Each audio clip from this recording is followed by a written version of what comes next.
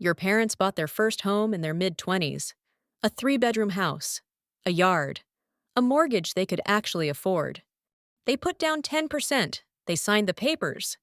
They called it the American dream, and they meant it. For their generation, home ownership was just what you did. You graduated, you got a job, you bought a house. In 2000, the median home price in America was $119,600. Adjusted for inflation, that is roughly $179,000 in today's money. The actual median home price today is $200. That is not inflation. That is 125% above inflation. And wages adjusted for inflation? Nearly identical to the year 2000. Homes more than doubled in real terms. Your paycheck did not. In 1990, a home cost about 5 times the average yearly income. Today, that ratio is still 5. But the numbers behind it exploded.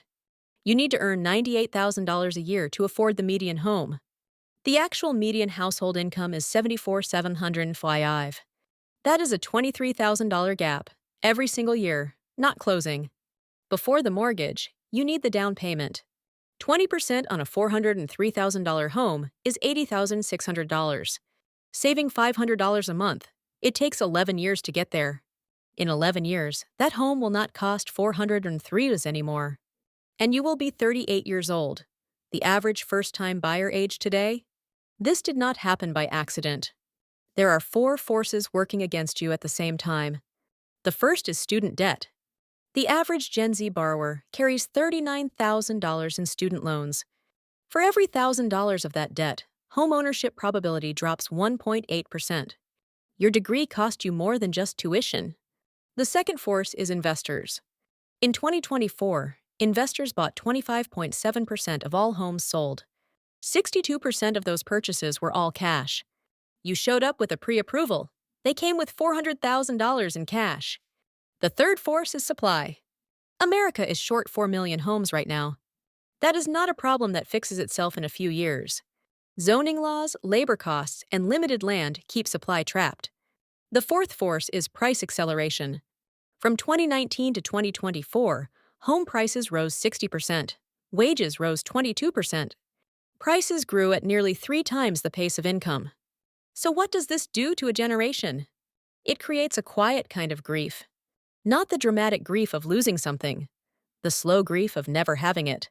Over 50% of renters are rent-burdened today, spending more than 30% of income just to keep a roof over their heads. There is no money left to invest. There is no difference to invest. Gen Z makes up just 3% of all home buyers.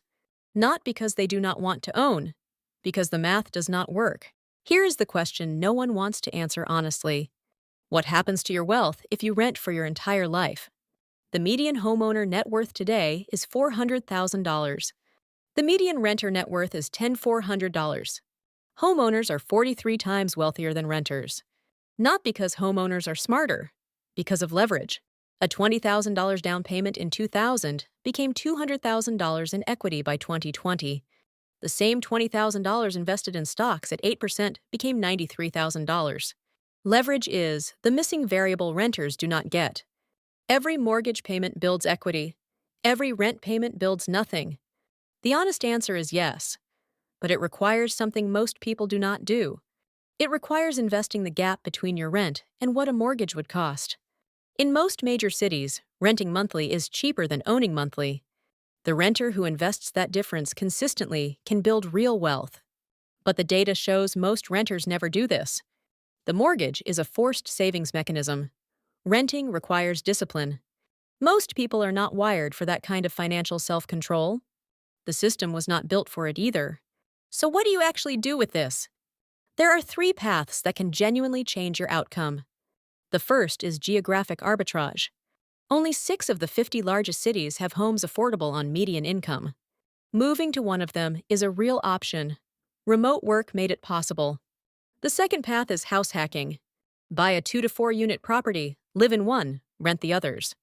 Your tenants pay your mortgage while you build equity you keep. Over 10 years, they may pay off $200,000 of your debt for you. The third path is REITs. You cannot buy the building, but you can own a piece of the company that did. Real estate exposure without a down payment or a landlord license. The American dream was never really about the house.